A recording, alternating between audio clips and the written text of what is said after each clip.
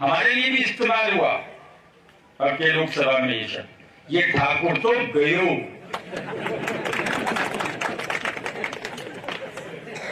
खूब हुआ, मैं तो नहीं देखता हूं, लेकिन मेरे कुछ लोगों ने देखा, मुझे ने कहा ये बात कह रहे हैं वो ठाकर तो गयो, ये पता नहीं कौन कौन कौन कौन से उसका फिल्म का कोई होगा।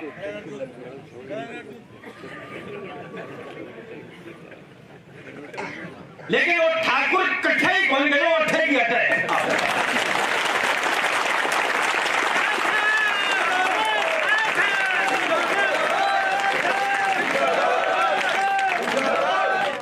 मैं कैसे जा सकता, ये जो यहां बैठे हैं,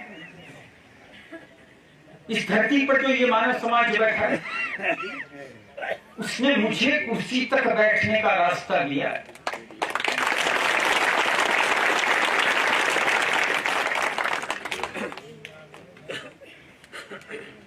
जागरण सिंह जी, इस धरती पर एक बहुत बड़ी विडंबना है, जब स्वयं नारायण अवतार लेता है ना, उनको भी पथ भ्रष्ट करने की चेष्टा मनुष्य करता है।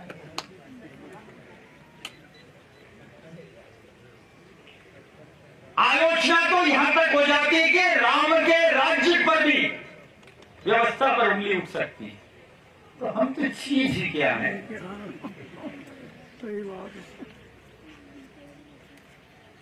लेकिन एक बात का आप लोगों को विश्वास दिलाता हूं, इस सृष्टि को कोई और चला रहा है, नेता नहीं चला रहा, और तुम्हारा भविष्य किसी नेता के हाथों नहीं है।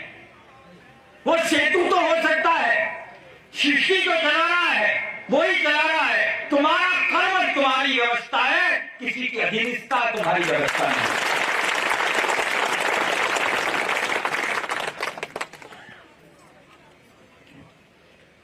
तो आज मैं आपसे एक संकल्प दिलाना चाहता हूं, या लेना चाहता हूं, या दिलवाना चाहता हूं।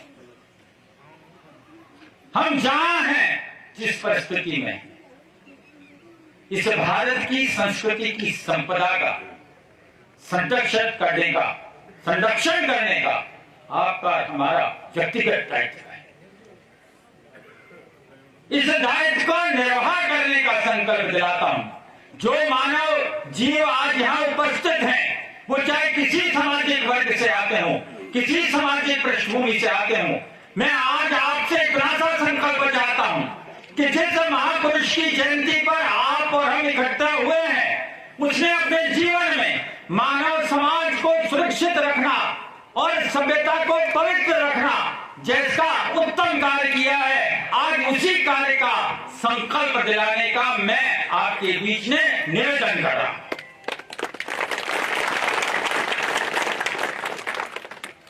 इतना कर दीजिए, इस प्रजातंत्र का परिणाम परिवर्तित हो जाएगा, इस प्रजातंत्र की तासीर बदल जाएगी।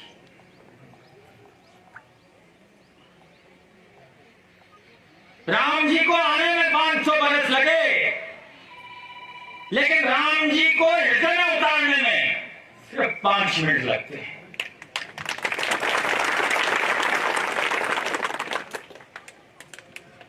मंजू जी कह रही थी, रघु क्या है, क्या करें, रघुकुल प्राण जाए प्राण जाए।